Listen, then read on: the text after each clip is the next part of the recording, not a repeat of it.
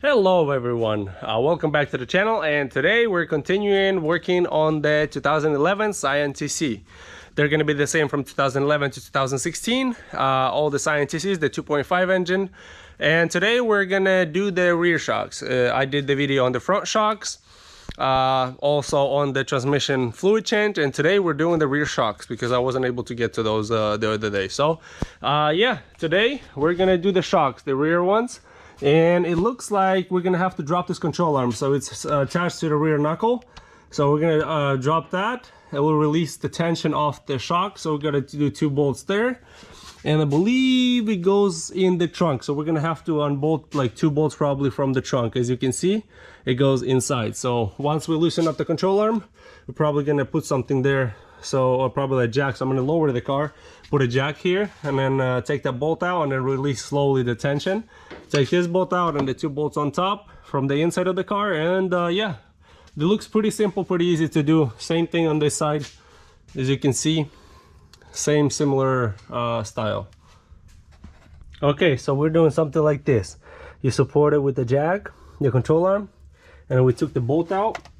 So it takes a 17mm socket on this side and 17 sides on this side of the nut. So I got a wrench, I was holding it, and the other side I unscrewed it with the torque wrench.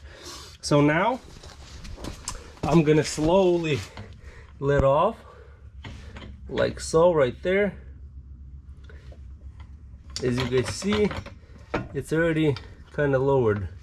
So I guess there wasn't much tension on there. Let me just hit it.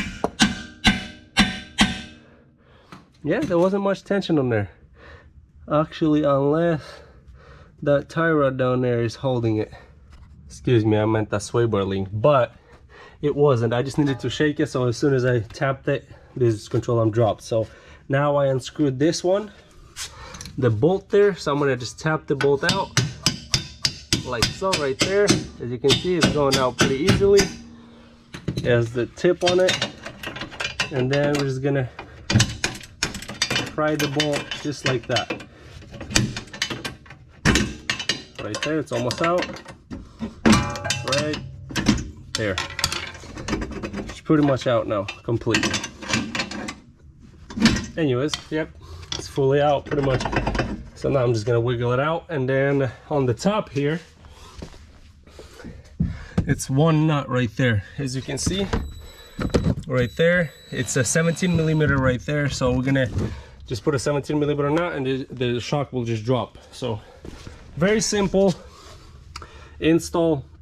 As long as you have a jack right there, you can just jack up the car. If you don't have a lift, put it on a jack stand and then use the jack to put it underneath the control arm so it doesn't shoot down. But it doesn't shoot down. I have the jack, but like it's not really doing anything. It didn't really have much tension.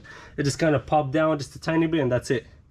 Just don't untie the shock first. So untie this bolt, so the shock will hold the spring, and once you remove the shock, the spring already doesn't have, you can see right there, it doesn't really have tension anymore. So yeah, remove this bolt, and then this one I'm gonna just push it out right now and then do the last one, and the shock will just drop. So pretty easy.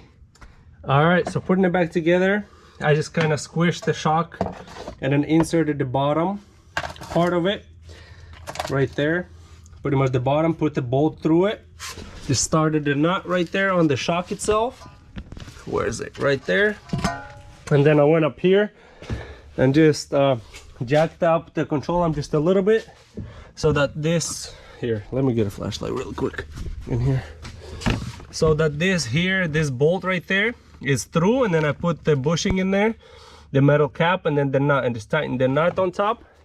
Once I did that, now I'm gonna go down here, tighten that nut right there on the shock, and then jack up the control arm and insert this bolt, and then just tighten everything up, and that's pretty much it. So really simple. And then for the other side is just repeat those steps.